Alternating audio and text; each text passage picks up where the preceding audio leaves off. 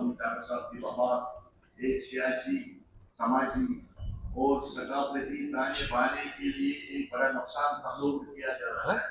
वफात में साहब हैं, चेयरमैन कमेटी है, शाहिद साहब है, रमेश अरोड़ा साहब है, अखलाक खान साहब है, पंडित साहब है, इन सब ने काम किया सर। चाहे वो किसी भी पॉलिटिकल पार्टी को बिलोंग करते थे, लेकिन लोगों का एतमाद हासिल था, ये सबसे बड़ी बात।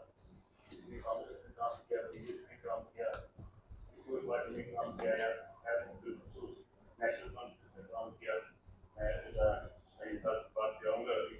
तो सर सब लोगों को खराजे की पेश करता हूँ सर। आप ये मौका दिया हुआ है, अल्लाह ताला उनको जन्नत नसीब करे, स्वर्ग मिले उनको जो कहें। तो मैं यहाँ ये बातें नहीं है, ये कहीं स्कोप नहीं है। आज तारीख और आपको ये मालूम करेंगे कि हमने क्या फैसला लिया।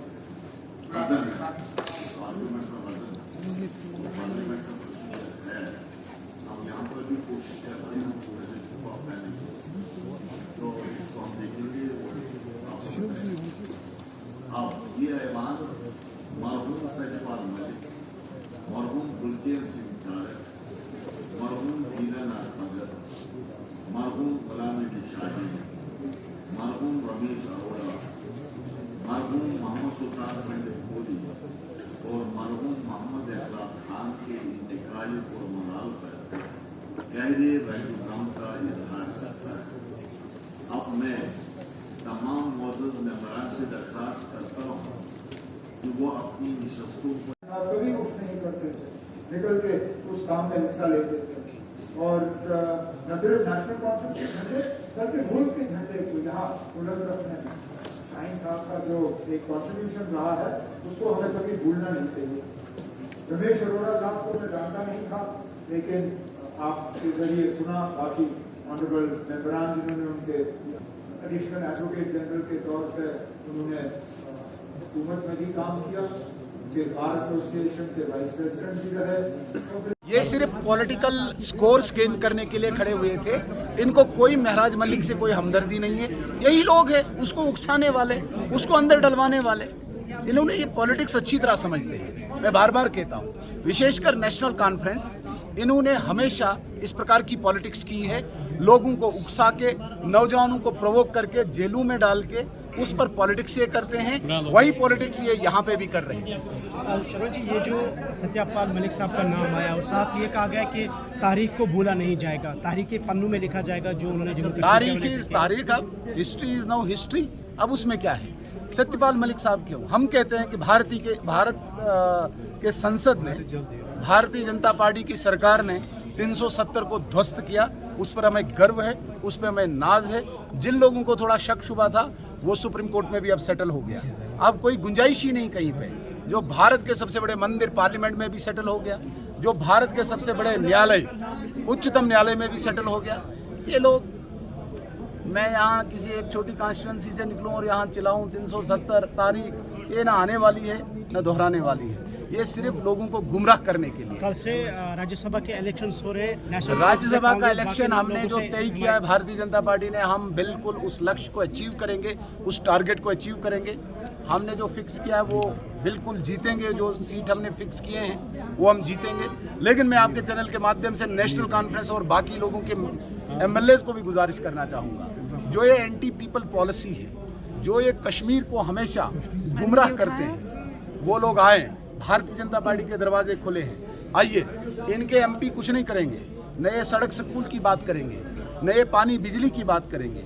ये सिर्फ और सिर्फ अब्दुल्ला परिवार लास्ट पे अपनी डिक्टेटरशिप और कश्मीरियों की गुलामी का फ़ायदा उठा के अपने 2-3 लोगों को दिल्ली भेजेंगे घूमने के लिए, उनको उनके घर सेटल करने के लिए भेजेंगे। बाकी इनका कोई बहुत बड़ा लक्ष्य नहीं है नेशनल कॉन्फ्रेंस का।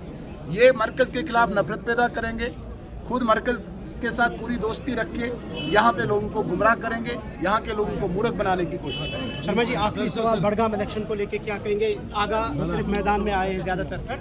अरे सिर्फ आगा साहब ही नहीं, इनके अंदर बहुत आगा तैयार हो गए हैं, ये याद रखिए। मैंने भविष्यवाणी कर दी है, प्रिडिक्शन कर दी है, नेशनल कॉन्फ्रेंस ताश के पत्तों की तरह गिरेगी। एक एक एमएलए ढूंढने पे भी इनको नहीं मिलेगा, इतने तंग आए हैं। Thank you Thank you, sir. Thank you. Session का अपॉर्चुनिटी रेफरेंसेस हुई, लेकिन कई सारी ऐसी बातें हैं जिन पे आपने भी कहा कि कुछ रेजोल्यूशन भी तो पास नहीं हुए हैं, और आपका भी रेजोल्यूशन था वक्फ को लेकर। वक्फ को लेकर पीपल्स डेमोक्रेटिक पार्टी की तरफ से एक रेजोल्यूशन आया है जिसमें हमने ये कहा है कि वक्फ के जो इंस्टीट्यूशंस हैं, मस्जिदें हैं, ज़ियारतें हैं, उसकी रहनुमाई कस्टोडियनशिप आप यहाँ के रिलीजियस क्लर्जी को दें, मीर वाइज कश्मीर को दें। उनके साथ साथ जो मीर वाइज साहब के साथ साथ है एमएमयू में जितने भी उल्मा है, मुसलमान उल्मा है, उनको दे, जैसे आगा साहब है, जैसे आगा हसन साहब है उसमें, या रहमतुल्लाह साहब है, या और भी काफ़ी लोग हैं जो मुस्लिम बॉडीज़ को गवर्न कर सकते हैं, क्योंकि ये एक रिलीजियस मसला है। और आपने देखा हजरत बल में कंट्रोवर्सी के बाद, तो these are sensitive issues which tell us that Muslims have concerns after the Waqf Amendment Bill. So we are seeking a unanimous call for a resolution from this assembly that the institutions of Waqf should be reclaimed to the Muslim clergy in Jammu and Kashmir and kept away from politics. और उसको लेके हमने एक डाला था resolution, जो balloting process में नहीं आया, ड्रॉप हुआ है एडमिशन के बाद। But now the speaker has discretionary powers and we are appealing to him that he should invoke his discretionary powers and bring this resolution and send out a message that the Muslims in Jammu and Kashmir want the custodianship of their religious institutions, masjid, ziyarats, mazars, to be with Muslim clergy on it. खराजे की पेश करते हुए तारगाम साहब ने कहा कि सतपाल मलिक ने सचमुच इस तरह के इल्जाम। देखिए, अब यहाँ पर एक प्रोटोकॉल होता है, यहाँ गिलानी साहब का भी नाम लिया जाता है और बाकी मेंबर्स का भी लिया जाता है, या उसमें सत्यपाल मलिक साहब का भी लिया, वो एक असेंबली का प्रोटोकॉल है। But the truth is that Satyapal Malik की जो लेगेसी है जम्मू कश्मीर के हवाले से, that's very dark and unfortunate. Rajya Sabha election से कमिटमेंट फारूक साहब से मांगी थी कि आप हम आपको वोट देना चाहते हैं, सपोर्ट करना चाहते हैं, but we want your commitment on the PDP land security bill. तो वी वांट दैट जो यहाँ लोग शामलात, गाशचराई, नजूल या लीज लैंड में रहते हैं, वो काफी परेशान है एब्रोगेशन के बाद, 370 की एब्रोगेशन के बाद। तो उसमें हमने जो पीडीपी की लैंड बिल लाई है, we are seeking support of the National Conference government to pass that bill and it should be turn into a law that so that the people fears and concerns are addressed. आखिर PSC के मुझे लगता है house में majority of the people have the concern, और महराज मलिक को न सिर्फ रिहाई होनी चाहिए, उनका पीएससी कॉश होना चाहिए, बल्कि इस वक्त तो हाउस में अवेलेबल होना चाहिए। और इट्स वेरी अनफॉर्चुनेट वो हाउस में नहीं है, और बदकिस्मती से एक इलीगल पब्लिक सेफ्टी एक्ट में बंद है। This is unfortunate.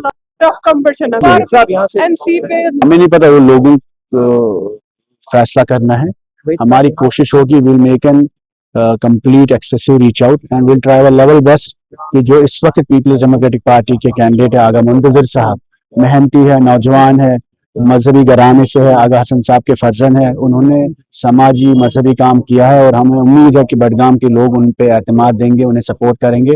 और वो ऐसे शख्स जो अवेलेबल है, लास्ट टाइम उन्होंने ऐसे एमएलए को चुना जो उनके साथ ही नहीं रहे, वहाँ अवेलेबल ही नहीं थे, क्योंकि वो चीफ मिनिस्टर थे तो बिजी रहे काफी। तो बट आगा मुंतजर साहब, इंशाल्लाह हमें उम्मीद है कि वहाँ के लोग उनको सपोर्ट करेंगे, एतमाद के साथ। जो आपकी नहीं, वो बैलेटिंग प्रोसेस है, उसकी वजह से हुआ। बीजेपी नगरोटा बाईपोल्स हम उम्मीद करते हैं कि वो बडगाम की सीट है और नगरोटा की सीट है वो नेशनल कॉन्फ्रेंस देनी। तनवीर साहब, पीडीपी ने वक्फ को लेकर कहा था कि उस एक प्रस्ताव लाया था जिसको बैलेट बॉक्स के जरिए ड्रॉप किया गया।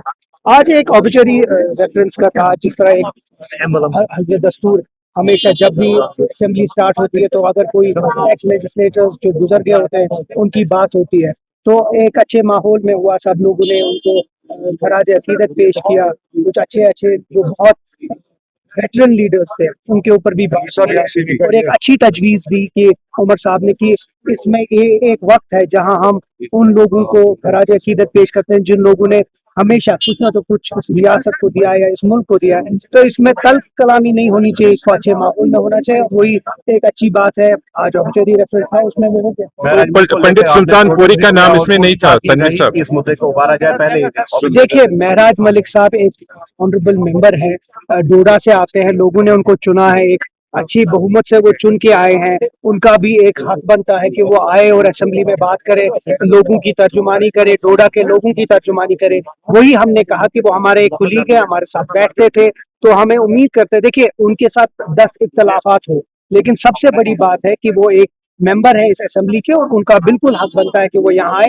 हमने अपील की है एक बड़ी मौदबाना तरीके से कि बहराज मलिक को रिलीज करके वो यहाँ आके अपना जो फराइज है उसको बार बार आपने बोला कि कल के नतीजे जो है सरप्राइज, किस तरह से सरप्राइज? 4 की 4 सीटें हम देंगे और वैसे वोट्स आएंगे जो आप शायद एक्सपेक्ट भी नहीं क्या करते। एक्सरसाइज किया? आप देख लीजिए, अगर मैं आपको एक्सरसाइज बताऊंगा तो फिर हो सकता है बीजेपी इल्जाम लगा रही है कि आप घर कुरान पर हाथ रखा रहे हैं कि आपको अभी भी यकीन नहीं है कि आपके अपने एमएलए जो है वो कल वोट देंगे। हम ऐसा कुछ नहीं कर रहे हैं, हम रिलीजियस मैटर्स में सियासत को नहीं लाते हैं और कुरान हमारी किताब है, हम हमेशा उसकी रिस्पेक्ट करते हैं, बट कुरान शरीफ को हम किसी मेंबर के सामने नहीं आएगा, ये कॉन्शियस का डिसीजन है। अब ये बीजेपी जो हारी हुई तंजीम होती है वो यही बात करती है, इसलिए मैं कहता हूँ आप कल का रिजल्ट देखेंगे तो आप खुश हो जाएंगे। तनवीर साहब, पंडित सुल्तानपुरी का नाम नहीं था आज रेफरेंस लिस्ट में, तो उस पे स्पीकर साहब ने तो बात कही है, बड़ा सीरियस उसका नोटिस लिया है, चीफ सेक्रेटरी साहब को भी बोला है कि एक ऑनरेबल मेंबर है, उनको कैसे मिस हो सकता है। आप उम्मीद करते हैं कि उस पर एक्शन होगी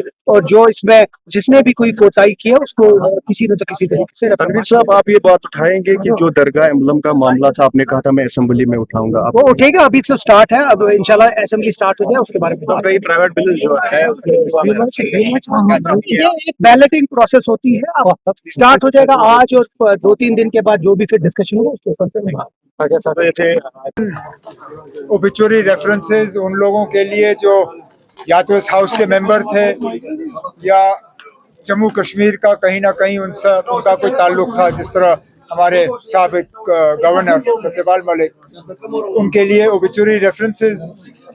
कल राज्यसभा का इलेक्शन और मंडे से सही मायने में असेंबली का काम शुरू होगा, ये तरीका ही रहा है। और बताइए, बहराज मलिक का जिक्र बार बार आया यहाँ पे, तो आएगा ही। ज्यादातर मेंबर, मैं नहीं कहूंगा सारे, क्योंकि कुछ ऐसे मेंबर हैं जो शायद उसकी गिरफ्तारी के बाद खुश हुए, लेकिन ज्यादातर मेंबर, हम सारे, हम इस चीज को लेके तो परेशान हैं ही, क्योंकि जो भी है मुझे नहीं लगता है उन्होंने कोई ऐसी बात की होगी या कोई ऐसा काम किया होगा जिससे कि पीएसए उन पे लगाना लाजमी बना। कल राज्यसभा 4 सीटों में कामयाबी।